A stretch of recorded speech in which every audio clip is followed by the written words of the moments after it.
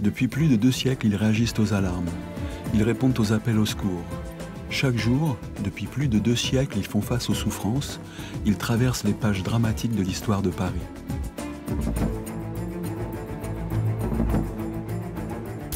Les Parisiens ont besoin d'eux, alors ils s'habillent, s'équipent, montent dans leur camion et s'élancent sans compter, sans attendre aucune loi. Toutes sirènes hurlantes, ils foncent vers les tragédies qui écrivent leur histoire. Paris et sa banlieue changent, accueillent encore et toujours de nouveaux habitants. Alors les constructions se complexifient, les immeubles s'empilent, se bousculent, cachent les façades et les fenêtres. Pendant plus de 2 siècles, les pompiers ont dû s'adapter, toujours éteindre malgré tout, risquer sa vie jusqu'au don de soi le plus grand, jusqu'à sauver ou bien périr.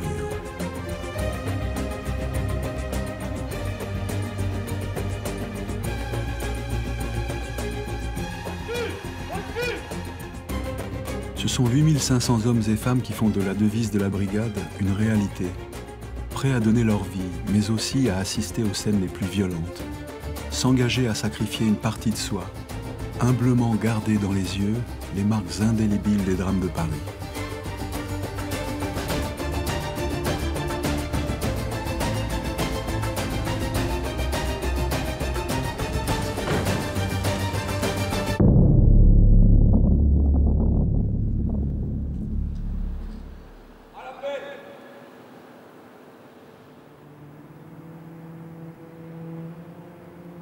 Caporal Irigoyen.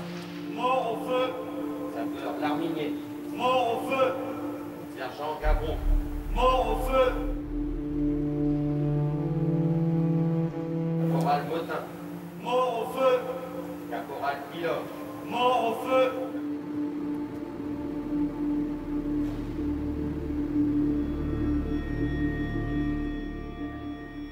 Ils sont 5 à avoir perdu la vie ce jour-là.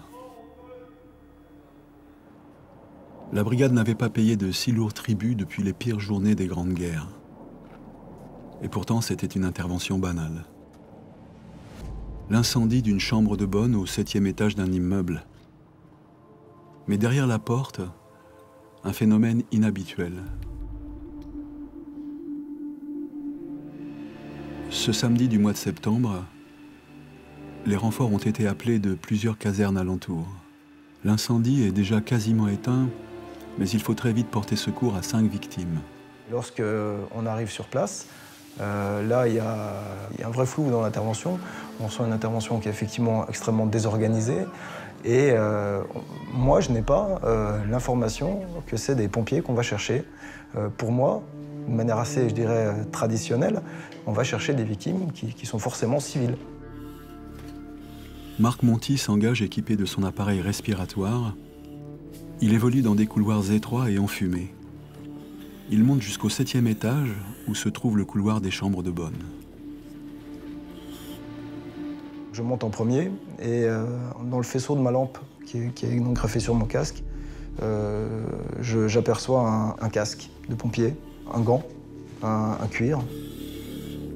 Donc là, je ne me suis pas du tout préparé à ça en fait. Et c'est à ce moment-là que je réalise que ce n'est pas des victimes civiles que je viens chercher, mais des victimes militaires, des camarades d'un autre centre de secours. Marc Monti ne réalise pas encore le drame qui est en train de se jouer. Il est concentré sur l'épreuve qui l'attend, porter ce pompier jusqu'au médecin, posté quelques étages plus bas.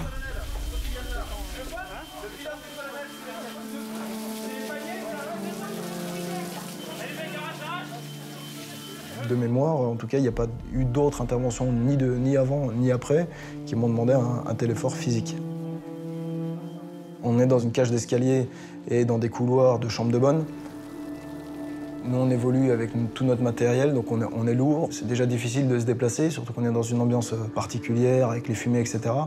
Et il faut extraire un personnel qui est par définition physiquement déjà relativement lourd, hein, et en plus équipé lui aussi de bouteilles, son appareil respiratoire, un casque, un masque. Les médecins tentent de réanimer ce premier pompier.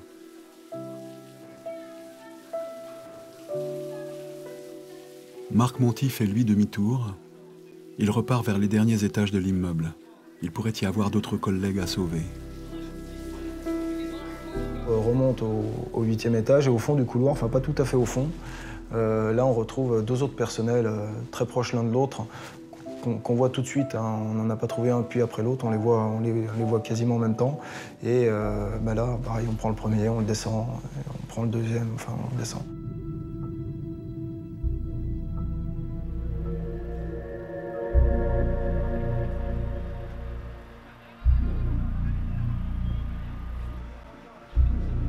Ils sont 5 à avoir été retrouvés inanimés ce jour-là. Aucun ne survivra. Ils ont été victimes de phénomènes thermiques exceptionnels.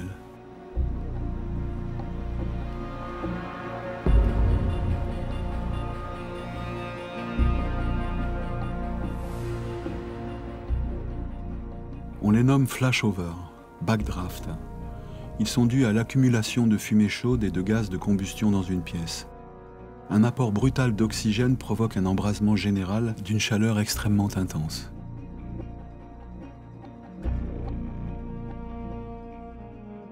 Partis en reconnaissance, les premiers pompiers avaient pour mission de retrouver d'éventuelles personnes en danger.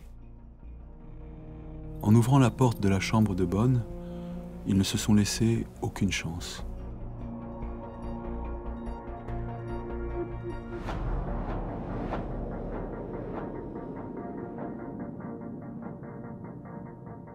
Jusqu'en 2002, ces phénomènes étaient mal connus par les hommes de la brigade. Mais ils risquent de devenir de plus en plus fréquents. Car la très bonne isolation des habitations modernes favorise ces accidents. Alors, la brigade a appris à tirer les enseignements de cette tragédie.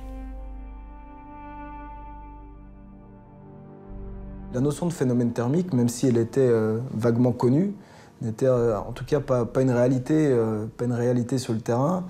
Et je dirais même plus, on avait, je pense toujours, l'impression que le sapeur-pompier, parce qu'il avait des bouteilles, parce qu'il avait un équipement, ne pouvait pas décéder au feu. Cette intervention, en tout cas, a marqué un vrai virage en termes de prise en compte de la sécurité des intervenants sur feu. Il y a vraiment eu un avant et un après.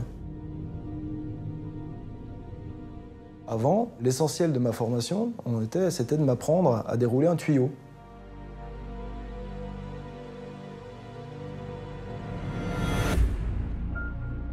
Après, ce qui se passait derrière la porte, on ne nous l'enseignait pas.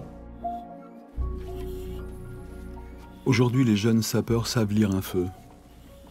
On leur apprend à analyser la couleur, la forme, la vitesse des flammes et des fumées. On leur apprend à se protéger des phénomènes thermiques pour qu'une telle journée ne se reproduise plus jamais. La brigade aujourd'hui a perdu 5 de ses camarades. Et il s'est passé quelque chose d'important, quelque chose de fort. Et je pense que le centre de secours de Champéret, à l'époque, a été assez sensible à ça et s'est dit, j'ai perdu 5 de mes personnels, d'accord, mais je me rends compte que je ne suis pas tout seul et que toute la brigade est derrière moi.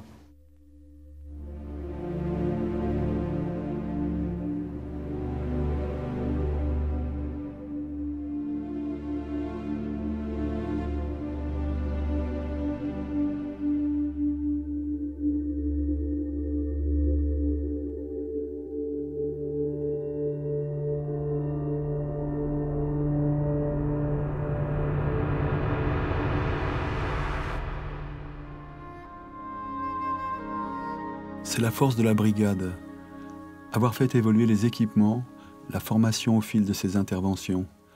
Car quelques années en arrière, les pompiers pouvaient être les victimes d'accidents plus ordinaires.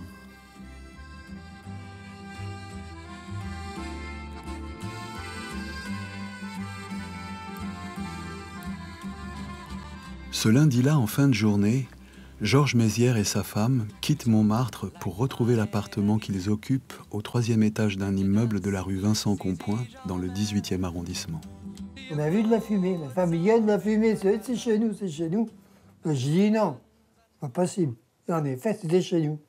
C'était des enfants qui avaient joué avec des petites allumettes. Et il y avait un vieux matelas. Le matelas a pris feu. Ils ont dit au monsieur, il y a le feu dans la cour. Et ça a pris comme on a une verrière, la verrière a fait appel, il n'y a que moi qui a tout pris. Au moment du déclenchement de l'alerte, j'étais avec mon fourgon, avec mes personnels, en intervention sur la butte Montmartre pour une personne malade. Lorsque j'ai entendu sur les ondes un départ pour feu, 17 rue Vincent Compoint. Michel Chislard remonte alors dans son fourgon et se dirige vers la rue Compoint. Arrivé le premier sur les lieux, il prend le commandement de l'intervention et demande vite des renforts. Les pompiers déroulent leur première lance. Le feu a très rapidement progressé dans cet immeuble dont les parties communes sont en bois.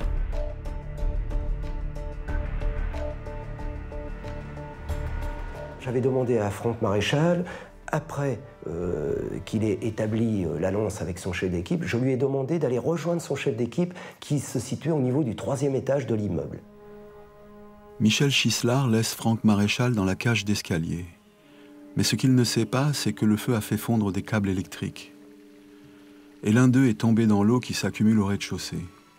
Franck Maréchal s'avance sans imaginer le danger. Quelques secondes plus tard, son collègue le retrouve inconscient. J'ai pensé dans un premier temps qu'il avait eu un malaise. Je suis allé sur lui, lorsque je l'ai touché, j'ai pris une décharge électrique. Et puis bon, quand on voit un sapeur-pompier comme ça couché sur le sol, même si on nous dit surtout pas l'électricité, etc., le réflexe, c'est un peu plus fort que nous. Finalement, je suis retourné à plusieurs reprises. Et à chaque fois, je reprenais une décharge électrique. Je me souviens avoir été plaqué au sol et avoir tiré comme ça pour m'échapper de... Je sentais ces décharges électriques dans mon corps, là, et tirer pour pouvoir m'en dégager. Là, j'ai réussi, et c'est cette fois que j'ai pu prendre une gaffe. C'est un grand élément de bois avec un crochet en extrémité, si vous voulez. Prendre cette gaffe, l'accrocher au niveau de son ceinturon d'incendie et de son appareil respiratoire qu'il avait sur son dos, et puis de le tirer pour l'écarter de ce câble qui lui envoyait finalement ces décharges électriques.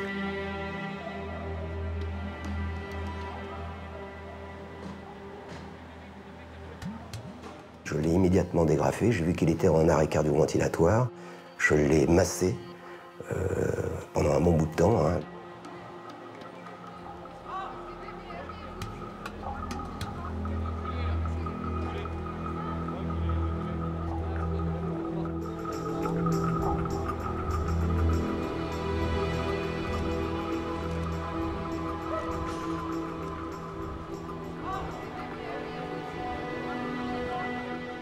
Et malheureusement, il est décédé ensuite au Val-de-Grâce, malgré les soins qu'on a pu lui prodiguer. Pour moi, c'était tragique. Voilà. Pour nous, sapeurs-pompiers, revenir dans un engin avec du personnel en moins, non. Nous sommes habitués à sauver des gens, etc., à ces grosses interventions dramatiques, malheureusement. Mais lorsqu'il y a un pompier, vous savez, c'est quelque part, c'est le sauveteur qu'il va falloir sauver.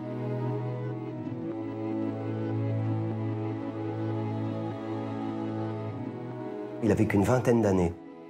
Franck Maréchal, c'était un appelé VSL à l'époque. VSL, il s'agissait de volontaires service long, c'est-à-dire qu'ils prolongeaient leur service. Et lui, d'ailleurs, terminait à quelques mois, 2 mois ou 3 mois près, terminait son service. Depuis ce temps-là, je n'ai jamais pu quitter le quartier. On a fait mettre une plaque, et tous les ans, on fait un hommage à Marshall. On fait faire une gerbe, et on fait 2 haies d'honneur à l'extérieur et à l'intérieur. Je revois encore l'immeuble prendre feu, la fumée, tout ça, puis nous voir dehors. C'est pas douloureux, c'est de l'émotion. C'est un métier où finalement il faut rester humble. Vous savez, on ne sait pas demain quelle intervention on aura traité, etc. Et puis la pire des choses, me semble-t-il, c'est bien évidemment de perdre un de ces hommes sur le terrain. C'est ce qui m'est arrivé. On n'en parle pas. Enfin, personnellement, on n'en parle pas, mais néanmoins, ça reste gravé dans la mémoire. On n'oublie jamais.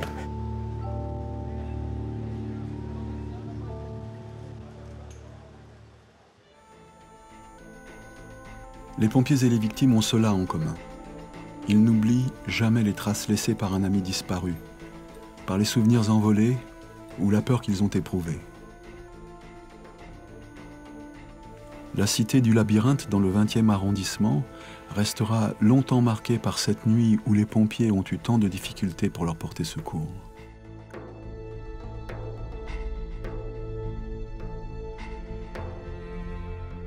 Olivier au 5e étage, Émilie au 2e étage porte-face et Ismaël au 2e étage porte-gauche. Ils habitaient tous dans le même immeuble aux 6 cités du Labyrinthe. Un immeuble enclavé dans une impasse, derrière un porche. Et cette nuit-là, de l'essence sur les murs de la cage d'escalier.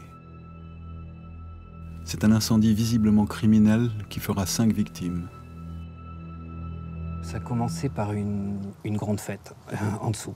Ils ont fait une séance karaoké sur du répertoire des 60s jusqu'à, je veux dire, pas loin d'1h du matin à peu près. À 3h moins 10, 3h moins 5. J'ai cru que c'était une dispute parce que j'ai entendu un premier bang. Comme un meuble qui était envoyé par la fenêtre. J'ai juste eu le temps d'ouvrir la fenêtre, passer la tête pour voir qu'il y avait énormément de fumée et la fille qui tombe. 6 personnes vont se défenestrer avant l'arrivée des pompiers. L'appartement dans lequel elles se trouvaient donnait sur une courette intérieure. Celui d'Émilie donnait sur l'autre façade de l'immeuble. Notre appartement. Je crois que c'est l'appartement d'Ismaël à côté. Et ça, c'est ma chambre qui brûle. C'est ma colocataire qui a ouvert la porte et qui m'a dit Milou, il y a le feu. Voilà. Elle m'a dit il y a le feu. Je me suis réveillée immédiatement. J'ai pas eu les bons réflexes. Voilà, j'ai ouvert la porte, il faut pas le faire, mais c'est pas grave, je l'ai refermée après. Du coup, je savais pas comment faire, donc je suis allée chercher une serpillière. Je l'ai posée au pied de la porte, puis avec une casserole que je remplissais à l'évier, j'ai arrosé la serpillière. Alors, c'est pas très logique, mais voilà, il y avait plus de logique à ce moment-là. Et j'ai pas pu le faire très longtemps parce qu'en fait, il fait très chaud. Et puis la fumée, de toute façon, est irrespirable. Donc après, on s'est très vite réfugié dans la chambre de ma colocataire et on s'est réfugié sur la grande fenêtre qu'on voit brûler. Donc mon appartement se trouve juste à droite de l'appartement qu'on voit en flammes. C'est quand mes voisins du dessus, dont l'appartement était en feu, sont descendus. Et en fait, on fait une halte chez moi par ma fenêtre. On désescaladé le mur, que je me suis dit, là, ça commence à craindre. Et en fait, j'ai désescaladé le mur comme ça. Et là, j'ai eu peur, mais en fait, c'était un espèce de réflexe de survie. Je me suis pas posé de questions, j'ai descendu sans avoir peur du vide ni rien. J'ai vraiment, de manière presque automatique. Où j'ai eu peur, pour moi, c'était pour mes 2 voisines qui étaient à la fenêtre, donc Émilie et Camille. Et elles étaient vraiment prises au piège, parce que comme leur fenêtre était en surplomb, elles ne pouvaient pas faire la même chose que je faisais, et j'avais aucun moyen de les aider. On se sent pris au piège. De voir aussi la peur, pour le coup, sur les visages des voisins et des riverains qui étaient en bas, ça fait bizarre aussi. Enfin, leur visage me parlait et me disait que, waouh, ils avaient peur pour moi, quoi, et je me le sentais, pour nous. Les gens nous disaient de sauter, d'autres pas, c'était assez confus. Et en même temps, il y a cette personne choisie qui nous a dit « ne sautez pas, lancez des matelas par terre ». Et donc Camille s'est chargée de prendre le matelas de son lit et de le lancer par terre. Et ensuite, elle nous a dit « accrochez un drap ». Camille a fait tout ça, elle a lancé le matelas, elle a accroché le drap, elle l'a tenu et elle m'a dit « vas-y ». Je suis passée par-dessus la balustrade et donc j'ai descendu le drap. Et en fait, quelqu'un a réussi entre-temps à trouver une échelle. Et donc au bout du drap, une échelle est arrivée. Et voilà. Il y avait ma colocataire. Et donc ça s'est pas du tout passé comme ça pour elle, puisque en fait, elle s'est rendue compte que le drap ne tiendrait pas si elle descendait. Parce qu'elle me le tenait en même temps, pendant que moi je descendais. Et donc elle s'est rendue compte qu'elle était bloquée.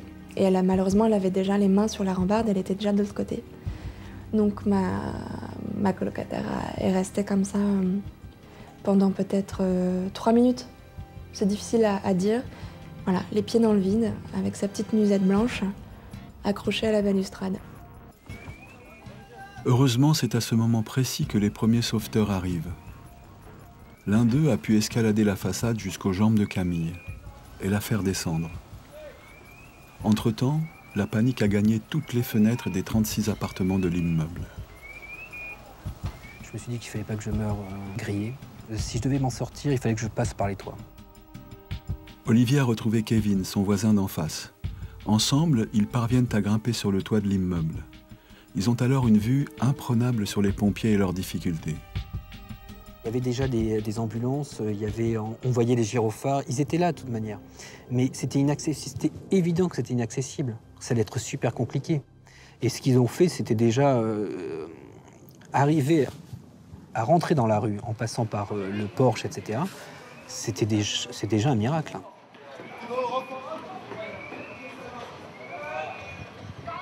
L'immeuble est desservi d'un côté par un porche et de l'autre côté par une rue qui est très peu accessible aux véhicules. On a des voitures qui sont garées, qui font que nos engins ne peuvent pas approcher. Entre autres, nos échelles mécaniques n'ont pas pu rentrer dans la rue ou extrêmement difficilement. Ce qui veut dire qu'il a fallu intervenir avec des moyens, simplement des échelles à main, etc. Et quand les premiers pompiers sont intervenus, il y avait déjà certains mouvements de panique. À l'intérieur. Là, il y a encore 4 personnes en haut. Là-bas. Allez, on va les chercher rapidement. Là-bas. Allez, là-dessus. Il y a du monde là-haut. Les gens se présentent aux fenêtres, crient, hurlent, il y a énormément de bruit. Il y a énormément déjà de gens dehors, des badauds qui sont attroupés, qui essayent via des matelas de récupérer des gens. Donc tout ça, ça met une ambiance au niveau de l'intervention et ça donne un rythme très élevé tout de suite au niveau de l'intervention. Les nombreux appels et la complexité des lieux ont rendu d'emblée la mobilisation très importante. Les pompiers doivent, dès leur arrivée, effectuer ce qu'ils appellent le tour du feu pour comprendre le bâtiment et repérer ses accès.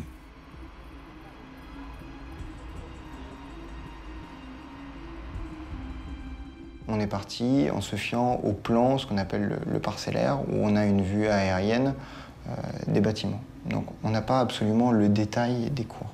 Ça va être vraiment le sens des premiers intervenants, d'essayer de juste faire ce tour en passant par les bâtiments pour essayer de délimiter précisément les limites du sinistre.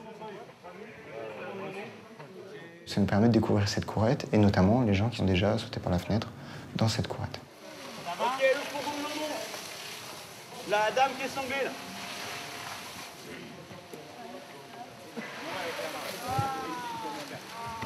C'était vraiment un moment particulier qui a marqué les esprits, enfin, qui m'a marqué personnellement. Sur les 6 personnes défenestrées, 2 d'entre elles peuvent encore être sauvées.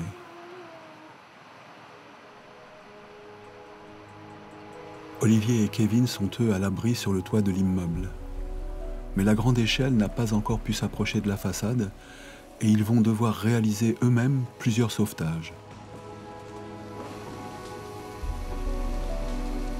On voit en contrebas la famille d'Égyptiens qui était à cheval sur les rambardes et qui attendait qu'on vienne les récupérer. Mais bon, il n'y avait personne à ce moment-là. Donc on n'a pas eu le choix, on y est retourné.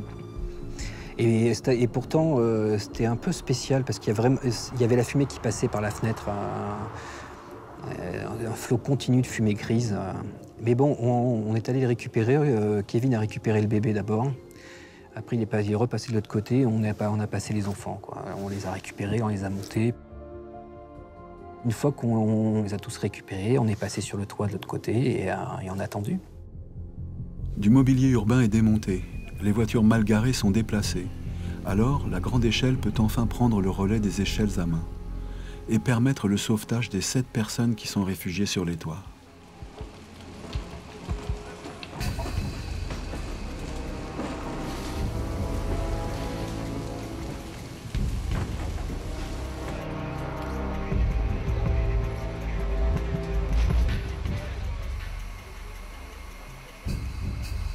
Cette intervention a pris beaucoup d'ampleur du fait justement du volume important qui a été concerné par le feu et du fait du nombre important de victimes.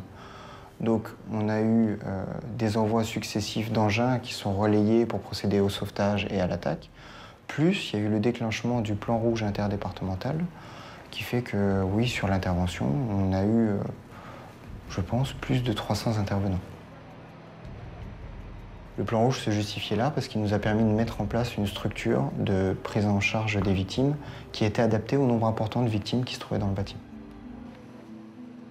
Cette organisation permet une grande mobilisation des secours lors des interventions les plus tragiques. un poste médical est mis en place pour accueillir Émilie, Ismaël, Olivier et plus de 50 habitants de l'immeuble.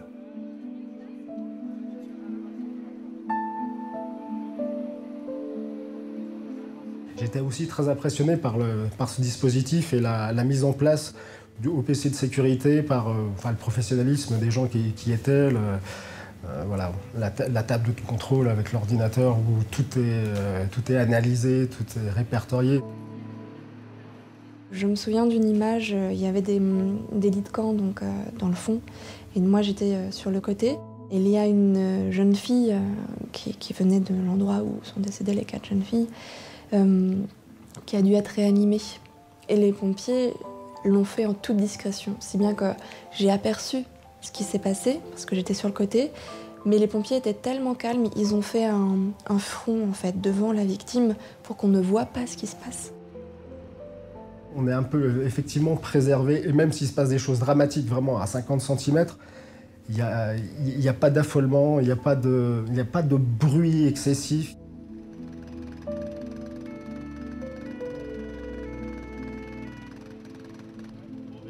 On comprend assez rapidement que notre peau est saine et sauve.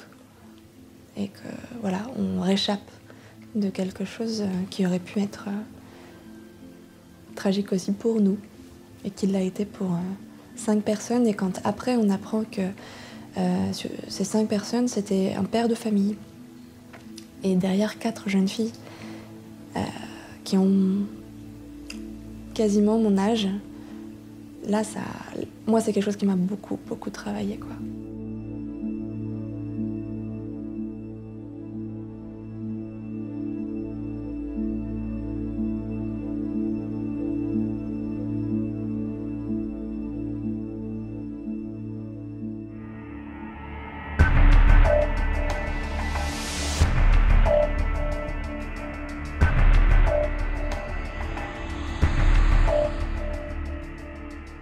Parmi les derniers incendies d'immeubles d'habitation, ceux de 2005 ont particulièrement marqué l'opinion publique. À quelques mois d'intervalle, 49 personnes vont trouver la mort.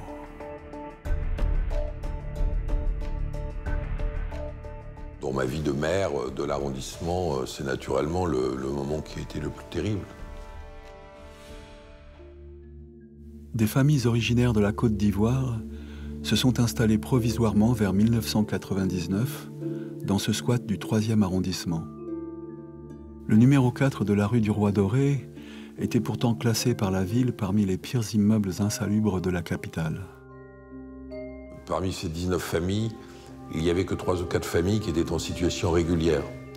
Donc les familles en situation irrégulière, on ne pouvait pas les reloger sur la loi, ce qui n'a pas été possible avant, peut-être on y viendra, a été possible malheureusement après, mais il a fallu attendre ce drame terrible.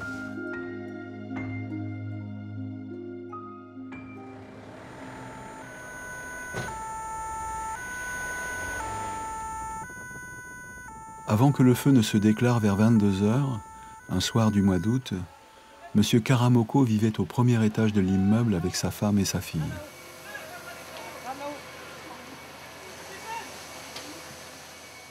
Quand je suis sorti de la douche, après avoir été alerté par ma fille, quand je suis sorti, la première des choses, c'est là que j'ai vu les flammes. La boîte de dérivation a pris feu. Et je prends la petite, sans même attacher une serviette et tout, j'étais tout nu avec les savons et tout ça. Je prends la petite, je descends au rez-de-chaussée, je lui dis, bon, mets-toi sur le trottoir, ne va pas loin et tout. Je remonte en criant, je commence à hurler pour dire, ah, attention, il y a le feu et tout ça. J'avais commencé à prendre la fumée dans la gorge, dans les yeux et tout ça. Et qu'est-ce que j'ai eu comme réflexe? C'était de casser la fenêtre. Il y avait des bouts de verre qui étaient restés dans le cadre. Il fallait partir précipitamment. C'est en sortant que moi, je me suis pris des bouts de verre un peu partout, sur les côtés. J'avais commencé à perdre du sang, énormément de sang d'ailleurs. Et j'ai moi-même commencé à m'affaiblir. Je suis allé m'asseoir, j'étais un peu comme ça. Et c'est en ce moment-là que j'ai entendu les pompiers et tout ça, mais c'était comme un rêve, quoi, parce que je partais. Quand les pompiers sont arrivés, ils m'ont attrapé et tout ça, me faire coucher. puis faire les premiers soins, quoi. Et je me souviens, il y a un qui me tapait, qui me disait « Ouais, reviens, reste avec nous, sois fort, sois courageux, tout ça ». Je me souviens très bien de ces mots-là.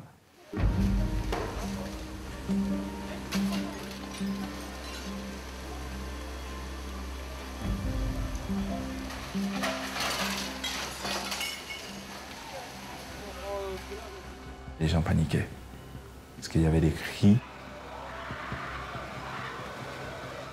J'ai vu ceux qui habitaient au 5e étage, par panique, la dame, elle a dû jeter son gamin par la fenêtre.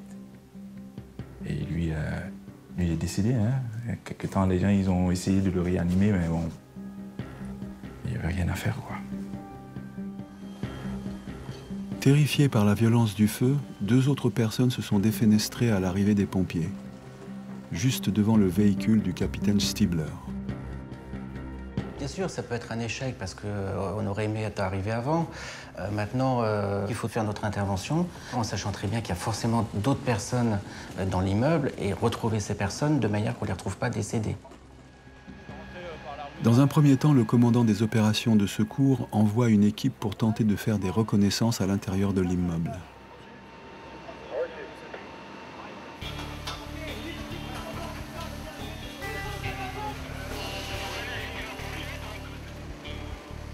Mais les pompiers ne dépassent pas l'entrée. Le feu est déjà trop violent pour leur permettre de progresser dans les étages.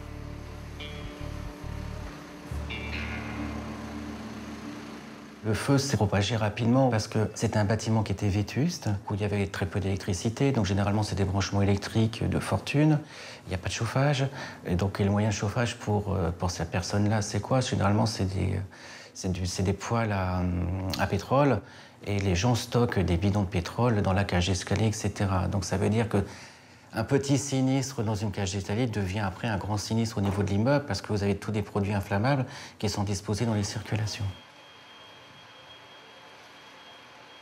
L'escalier s'était effondré sur plusieurs étages, donc on n'avait plus la possibilité de rentrer par les moyens existants. Seulement la rue est très étroite. Les possibilités pour attaquer le feu par l'extérieur sont elles aussi limitées.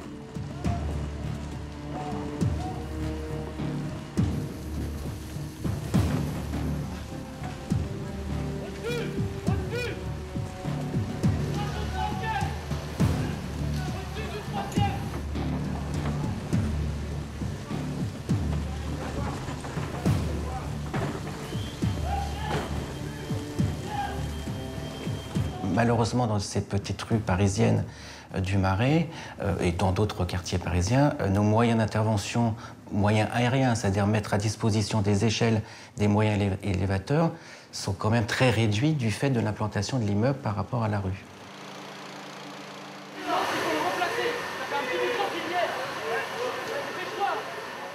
Quelques mètres plus loin, les secours s'organisent. Ils mettent en place un poste médical avancé pour soigner les victimes. Il faut gérer le sinistre, il faut gérer aussi les victimes, parce qu'on avait des victimes, donc il faut être en relation avec les médecins. Donc c'est de la gymnastique entre les différents chefs de secteur et catégorisation de secteurs, que ce soit de l'incendie, du secours à victimes, etc.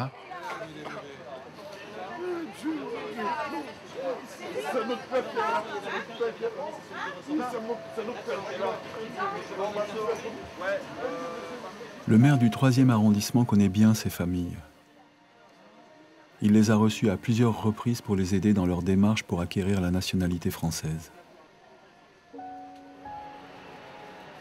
Nous avons eu un rôle immédiat qui a été d'abord d'aller vers les familles qui étaient réunies sur le trottoir devant l'église, sur la rue de Turenne, de leur parler, de les conforter, de leur dire qu'on était là, qu'on était à leur disposition. Les conversations qu'on a eues avec eux, c'était de dire voilà, pourquoi on n'a pas fait les travaux plus tôt, pourquoi on les a laissés dans cet état. Il y avait aussi, ils nous en voulaient, hein, quelque part, il ne faut pas le cacher. Il y avait des familles dont certains membres n'étaient pas là sur les marches de l'église. Et donc ils se demandaient ce qu'ils étaient devenus. Ils voulaient savoir Où est-ce qu'ils sont? Est-ce qu'ils ont été transportés à l'hôpital? Est-ce qu'ils sont décédés? Est-ce qu'ils sont... Ça a été le moment le plus difficile parce que nous n'avions pas les réponses.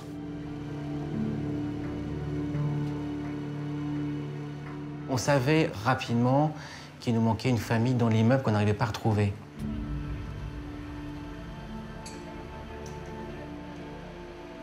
Les gens se cachent dans leur appartement, dans des petites pièces, tous ensemble, on va dire en se protégeant. Alors en fin de compte, c'est le contraire qu'il faut faire. Il faut surtout rester aux fenêtres et s'agiter de manière qu'on puisse repérer les gens. Plus d'une heure et demie après le début de l'intervention, l'incendie commence enfin à être maîtrisé. 5 membres de la même famille seront retrouvés morts. Ensemble, ils s'étaient tous réfugiés dans la même pièce d'un appartement du 5e étage.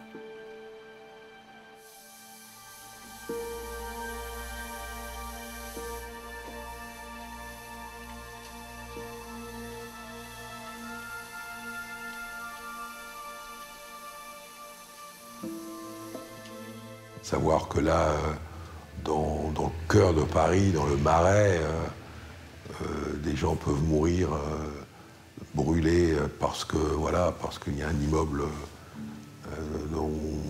insalubre dont on ne s'est pas occupé, c'est quelque chose qui est terrible, quoi. Et qui nous remet en cause nous aussi. Je veux dire, voilà, on se sent, oui, un peu, j'ose le mot, un peu responsable. 7 personnes sont mortes ce soir-là. 7 morts pour que des dizaines d'autres obtiennent une carte d'identité. Je peux vous dire, quand je regarde cette carte, quand je vais pour les démarches dans l'administration, quand je sors ma carte, je vois aussi les 7 qui sont restés ce jour-là. Les 7 qui sont tombés ce jour-là.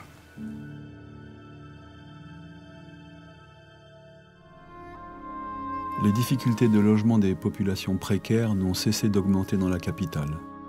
Un autre drame va l'illustrer dans le courant de cette même année 2005.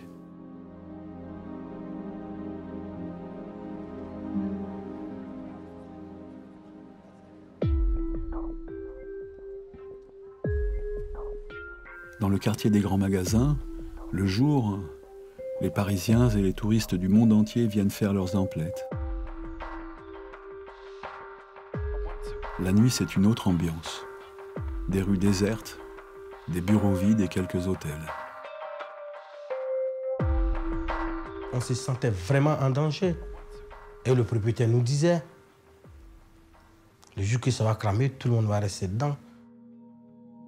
L'hôtel Paris Opéra accueille quelques touristes, mais il loge surtout des familles, la plupart d'origine africaine. Des personnes qui sont comme Adama Koné, en situation précaire.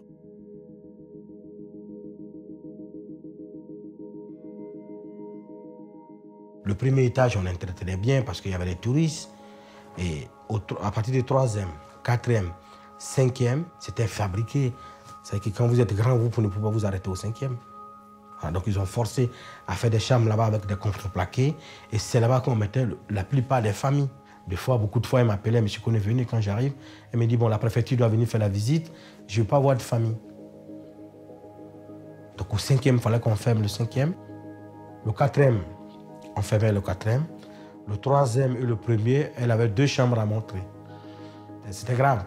Et tout ça, ce qui me fait mal, tout ça, on en a expliqué aux assistants sociaux. Tout ça, on en a parlé. Mais personne ne dit rien. En fait, cet hôtel existait, alors j'ai les chiffres exacts, hein, mais bon, depuis le début du siècle, hein, peut-être les années 30, hein, en tout cas certainement avant-guerre, et n'avait pas fait l'objet de modifications constructives depuis. Donc on avait un hôtel dont la cage d'escalier principale, et unique hein, d'ailleurs, hein, n'était pas ce qu'on appelle encloisonnée, c'est-à-dire fermée à tous les niveaux par des portes. Le feu est donc libre de progresser dans tout l'immeuble. Et il va en faire la démonstration ce 14 avril 2005, lorsqu'à 22 heures précises, un incendie se déclare au rez-de-chaussée de l'hôtel.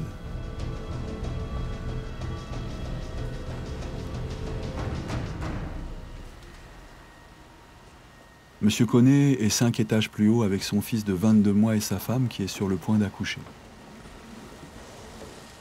Au moment où l'incendie s'est déclaré, j'étais en train de discuter avec ma femme. Et on parlait des quotidiens. On avait fait le trousseau, on avait acheté les habits des enfants, on avait tout ce qu'il fallait pour l'enfant. Pendant qu'on disait ça, et moi j'ai entendu un cri. Donc quand je lui dis mais qu'est-ce qui se passe, elle dit je vais aller voir. Elle a pris mon fils qui avait 22 mois, elle l'a mis au dos, puis elle est sortie. Dès qu'elle est arrivée à la porte, elle me dit on ne peut plus avancer. J'ai dit comment on ne peut plus avancer? Donc je me suis déshabillé, j'étais couché, donc j'allais chercher quelque chose pour mettre sur moi.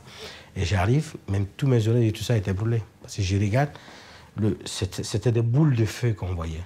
Je ne sais pas comment il faut expliquer, c'était grave. C'était très très grave. Après, je suis rentré dedans, dans la chambre. Et j'ai refermé derrière moi, en croyant que j'allais la... Mais elle n'était plus dans la chambre. Adama Koné se retrouve seul dans cette chambre qui peu à peu se remplit d'une fumée noire et épaisse. La fenêtre est sa seule chance. Il parvient à se hisser sur le toit de l'immeuble. Pendant qu'il tente par tous les moyens de retrouver sa femme, autour de lui, des locataires s'affolent. Au point que certains se sont même déjà jetés dans le vide.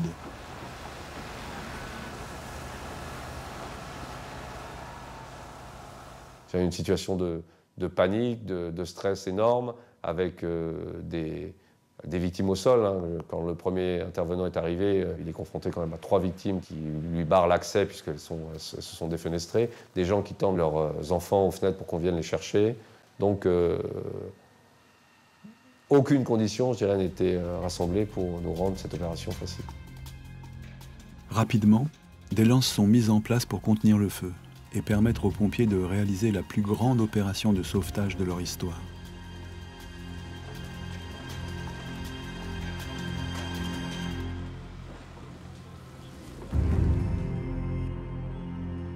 Avec mon coéquipier, donc le conducteur, on s'est demandé, mais ça a duré une fraction de seconde, par où commencer. Beaucoup de gens aux fenêtres, tout type de personnes, donc des adultes, des enfants.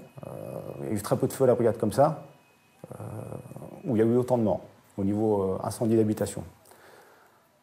Donc notre première mission, c'était effectivement de dresser l'échelle. Et en dressant l'échelle, un homme, par désespoir, saute sur l'échelle et tombe sur l'échelle métallique en elle-même et malheureusement rebondit et va tomber sur le sol.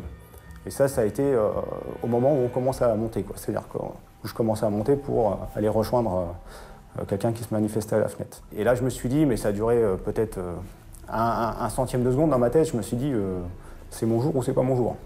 Si quelqu'un a le malheur de se jeter par la fenêtre et de me tomber dessus, on est deux à y rester du coup. Malgré le risque, malgré les difficultés, les pompiers vont réaliser des sauvetages pendant plus de 2 heures.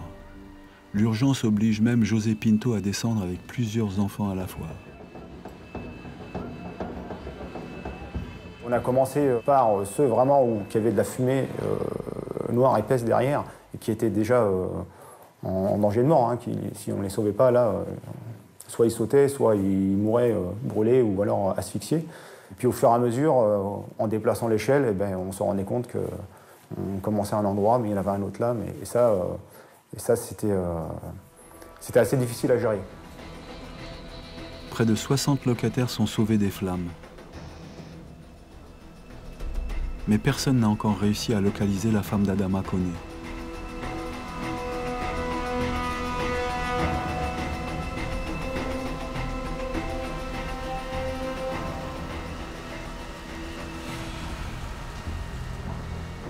Apparaît donc cette femme à la fenêtre avec des enfants à côté d'elle.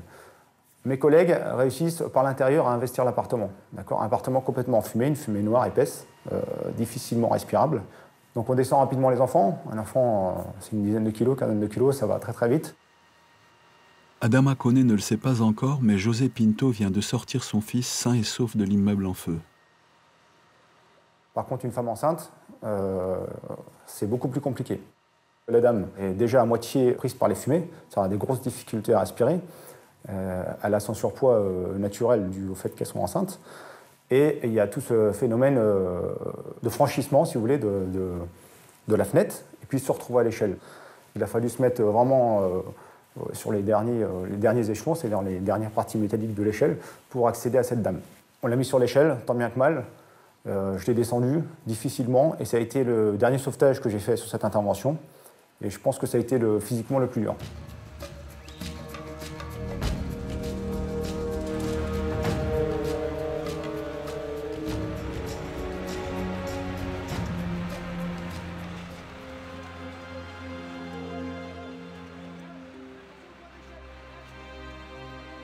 L'épouse d'Adama Koné est tout de suite emmenée au poste médical avancé mis en place dans les Galeries Lafayette. Son mari, qui a pu descendre par un immeuble mitoyen de l'hôtel, attend des nouvelles de sa femme et de son fils. Il y avait un pompier quand même qui était hyper gentil. Chaque fois, il venait me dire, voilà, on a vu telle personne, on va regarder, est-ce que c'est bon? Et après, il m'a envoyé mon fils, il dit, oui, c'est mon fils. Et après ça, il m'a dit, bon, il allait me montrer maintenant ma femme. Et quand je l'ai vu, bon, il m'a dit, non, il faut qu'on la ramène en urgence. Donc on ne peut pas y aller dans le même à l'hôpital. On l'a amené à l'hôpital Bichat. L'enfant, il est né, comme on appelle, le lendemain, mais l'enfant, il était mort. Quand vous voyez, façon qu'elle ne s'aidait pas, façon qu'on a, voilà, donc l'enfant n'a pas pu survivre. Et c'est lundi à 16h qu'elle a rendu l'âme.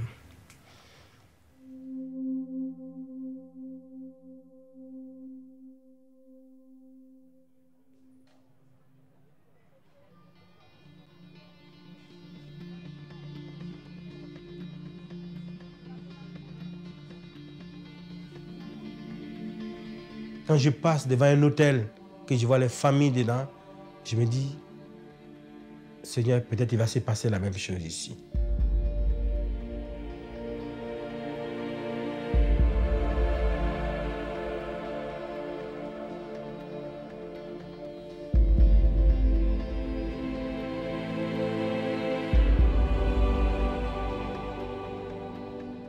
L'hôtel Opéra a été le point de départ de beaucoup de mesures qui ont visé à l'amélioration du niveau de sécurité des hôtels parisiens. En fait, la loi française n'est pas rétroactive, ce qui veut dire qu'on ne peut pas exiger la mise en sécurité de bâtiments existants avec des normes et des règlements actuels. Là, devant l'urgence et devant la gravité des faits, on a pris des mesures pour cette catégorie d'établissements qui régulièrement quand même crée des gros problèmes avec beaucoup de victimes.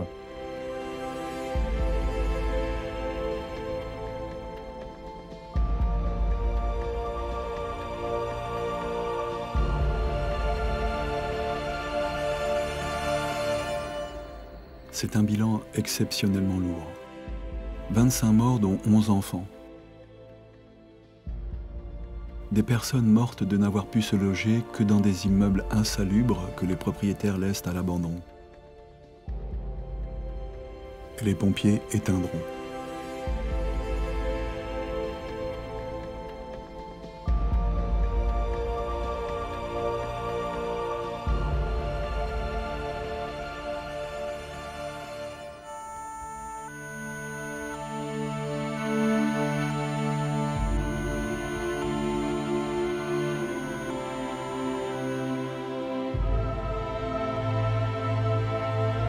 C'est d'abord un homme ou une femme qui a choisi de dédier tout ou partie de sa vie à porter secours et à répondre à une détresse. Et notre devise peut faire peur, mais elle traduit bien cet engagement fort, sauver ou périr.